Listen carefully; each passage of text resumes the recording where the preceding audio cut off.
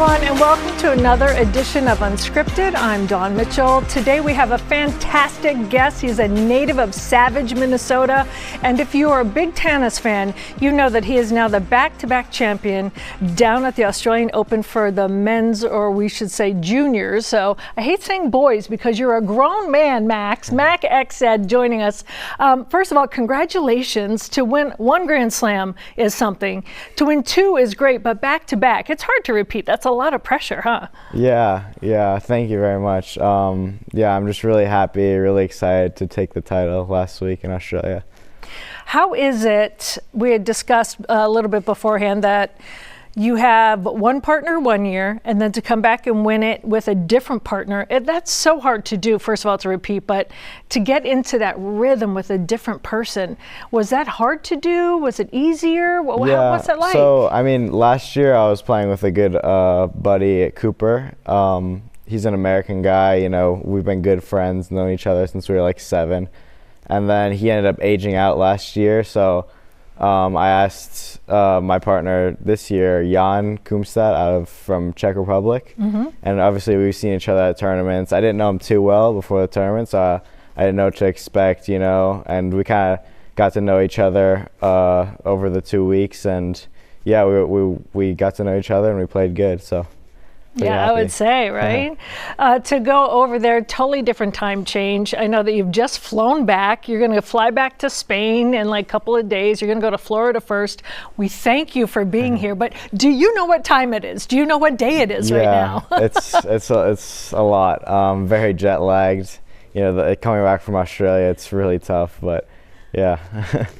What is the number one thing for you in terms of raising your game to a juniors Grand Slam that you think that you've really worked on in the past maybe year or so, or even 2 years since you won last year? What you think helped you make that leap?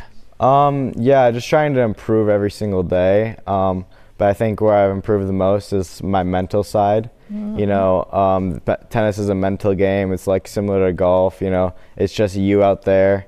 You have to make your own decisions. You just have to believe in yourself, and you can't be too hard on yourself when you make mistakes because there's a new point and there's no clock. You can come back from 6-0, 5-0 down, and you can still win the match. So yeah.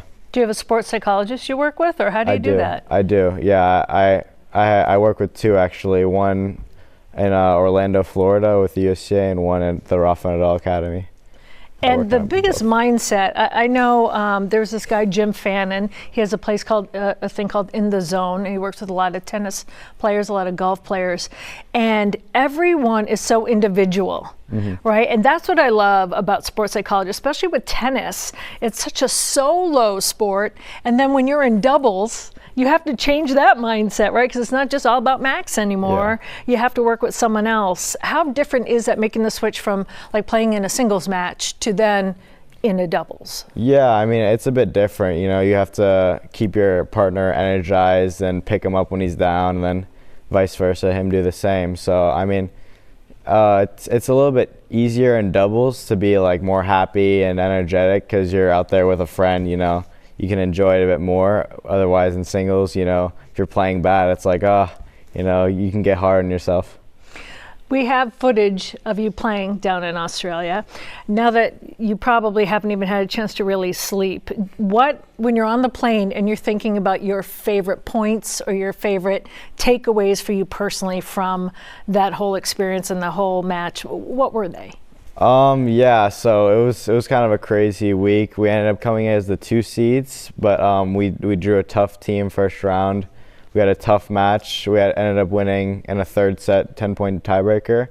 And then the quarterfinals, we ended up saving 2 match points, being 9-7 down, winning 11-9. And then the semifinals, we ended up winning 10-8 after being 4-7 down. And one of my favorite points was at 8-all. I was serving. We ended up getting to a long rally, and I went forehand down the line, winner. And it was an amazing feeling. I kind of saw my shot, and I took it, and I made it. And yeah, then in the final, it was straight sets, but it wasn't easy. So many memories that I made, and lots of important moments. And yeah, we got it done. Is it mind-blowing too that when you see your highlights online and you kind of see them blowing up, and your dad had sent me some, and like the million views, or just how something like that blows up? That's got to be kind of a surreal feeling, isn't it? Yeah, I mean, I was fortunate enough. Yeah, like that was probably one of the best points I played at a really big moment on a big court in a big tournament. So I was really fortunate. They got it on like video, and yeah, it kind of blew up. So yeah, I was really happy to see that. You are so well-rounded, and it's so difficult because I think the very first time you picked up a racket, you were 1 year old, right? Is that the first time you played? What is your first memory of playing here in Minnesota?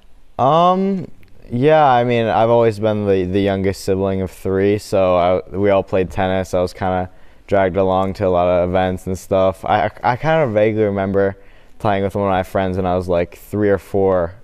Just like going to the club and playing. But yeah, I've always been playing since I was really young.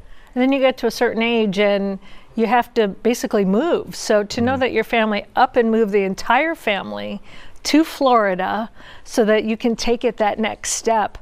What were those discussions like? How was that in your household about that time? I mean, you're leaving your friends, you're leaving your home. It's for something exciting, right? But it's a huge change yet. How old were you, 13, you said? 13, yeah. I mean, it definitely wasn't easy, but we knew it was the right step, and, you know, it helps when your family supports you and backs you up. So, yeah, you have to make some sacrifices if you want to become great at something, you know?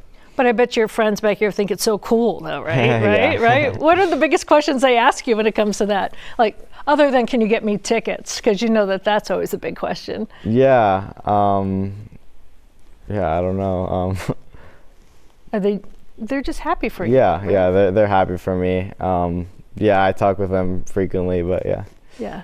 So coming up, your next, I was trying to keep track of your travels. You go to Spain.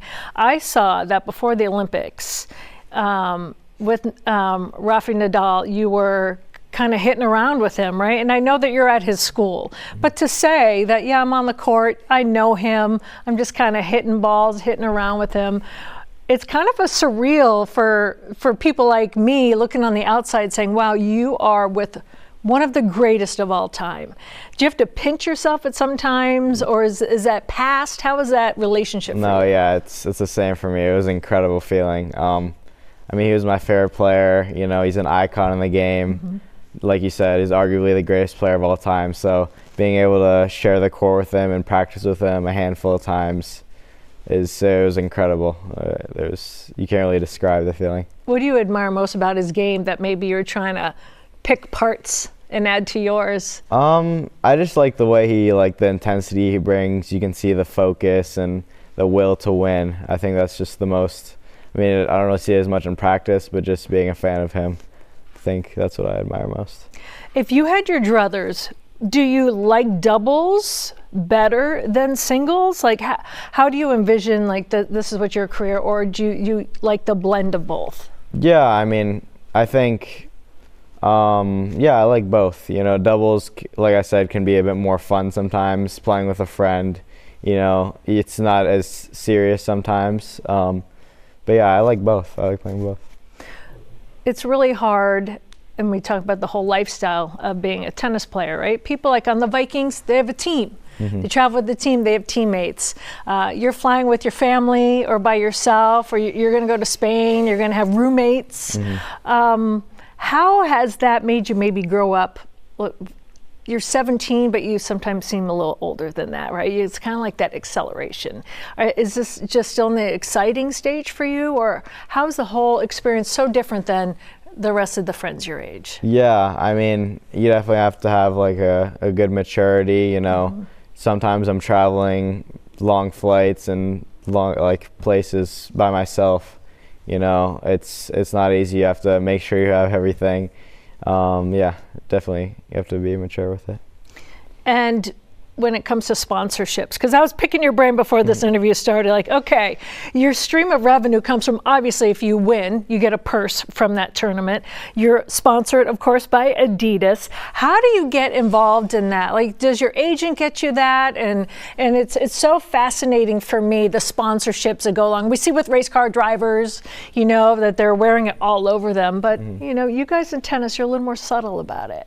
Well, yeah, you can get paid. I mean, in the juniors, you can get paid by sponsorships. They don't give you any money for winning the juniors, but yeah, I mean, I'm sponsored by Babolat and Adidas, and they treat me well, and I love the brands. When you were growing up, what was the part of your game that you had to work at the most?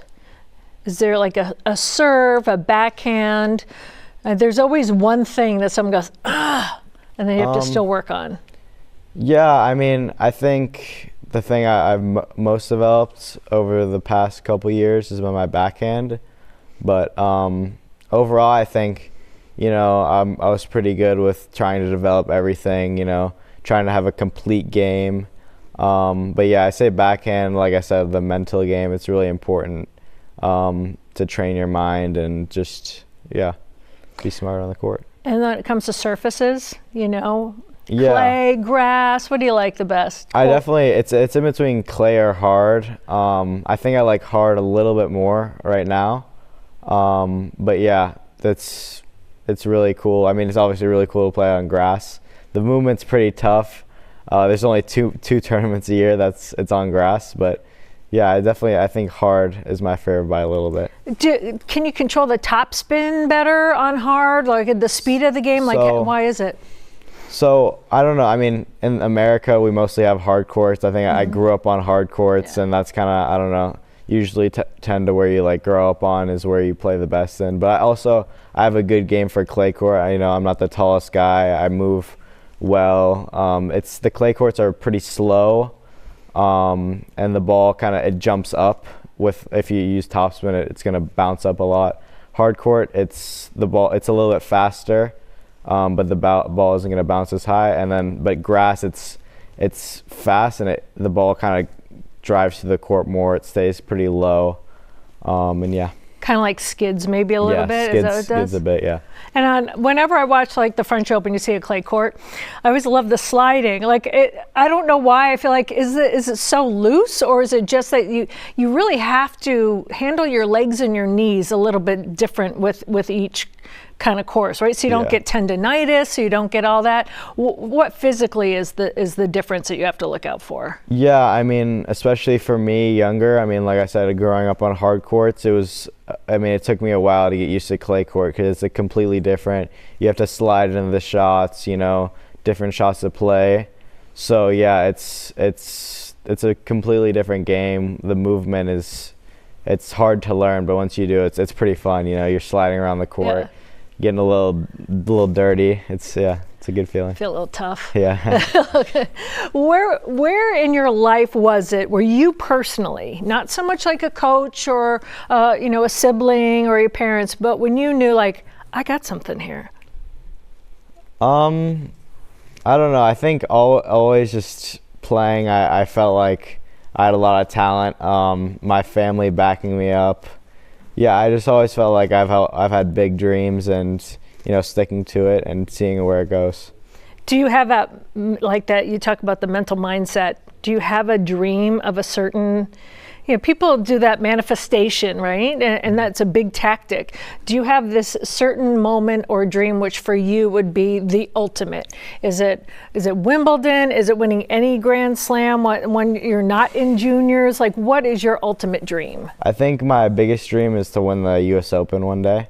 We haven't had a Grand Slam winner in the U.S. since I think 2004. And, it's the U.S. Open in New York. On Arthur Ashe Stadium. Yeah, that's my biggest dream, just to win that. Do you dream about that at night, visualize that? Yeah, for sure. Sometimes I get start thinking about that. Now you talk about aging out like your first partner did. What is the age? When do you make that leap? Because I know you're 17 now, right? Mm-hmm. Is it when you turn 18? Is it a different time? When is it? Yeah, so I was born in 2007, so I'm turning 18 this year, so this is my last year. So even if I say I was born December 31st, 2006, I wouldn't been able to play any of this year. Okay. So it's like, it's by birth year kind of. Yeah. When you turn 18. Making the most of it, right? Yeah. Yeah. So what are the next steps when you go up to the next age group? How does it change for you? I mean, I'm going to be playing more like pro events this year, low-level pro events. There's a future level, and then there's challengers, and then there's ATP events. So I'll be playing some futures this year, and then it depends how I do, obviously, but hopefully I'll be moving up to challengers and then ATP. I mean, as fast as I can. Oh, that's super cool. What in your whole career was the hardest challenge for you that you felt like this could be a turning point, or this is something I have to overcome? Was it an injury, or has it been smooth sailing? Not many people can say that. Some people have a turning point. I think, there's obviously parts of, there's been tough parts of my career, but I think so far it's been smooth sailing. I've had some small injuries, but yeah, I think just trying to improve each day and looking at who I want to be in like 5 years, and just trying to become that player, and go day by day is what I try to do. But there's definitely been some tough moments, some tough results that kind of sets you back, and you're thinking, oh, you lose a little bit of confidence, but you got to keep a good mindset in your head and keep going day by day. Is that when your family really comes to play and kind of helps you that way? Yeah. I mean, they help me with that, and also it's got to come from you. You got to have a belief in yourself that you can do it and you can come back from the tough losses. Now, you said you had 2 siblings, right? A brother and a sister that also played tennis. So how was that competitive streak in your household growing up? And do you beat them all now? Yeah, I can beat them now, but definitely being the youngest, I mean, I'm always a super competitive guy. We all played tennis. We all practiced with each other. It's definitely special playing around, doing a lot of different sports around the house. And I was always competitive, and we've had some battles. There must have been a time, though, on the court, right, where being the young one, they were beating you quite a bit, right? Yeah, and you're kind of like, not next time. Yeah. When that switch happened, right? Yeah. I'd say, especially my big brother, when I started getting closer and closer. When I was really I could never beat him, and then when I finally we started getting close and I beat him, it was kind of a good feeling. Yeah. Does he tease you about that still, or you tease him? Not as much, but still, I don't know. It's good. It felt, like I was on the right track, improving. That is. Whenever you hear success stories and someone has, a brother or sister that played the same sport, there's always some of that comeuppance, right? In a good way, that competition. But there's always that, oh no, when you turn a certain age, there's no turning back. That's kind of cool for them as your older brother and sister to see you make that turn. It must be. Yeah. Do they ever say that to you, or you guys have discussions about that? We talk here and there about it, yeah.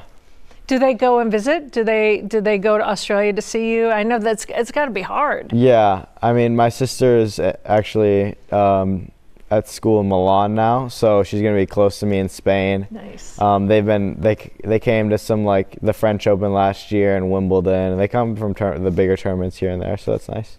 Do your parents have to put little trackers on all of you? Yeah.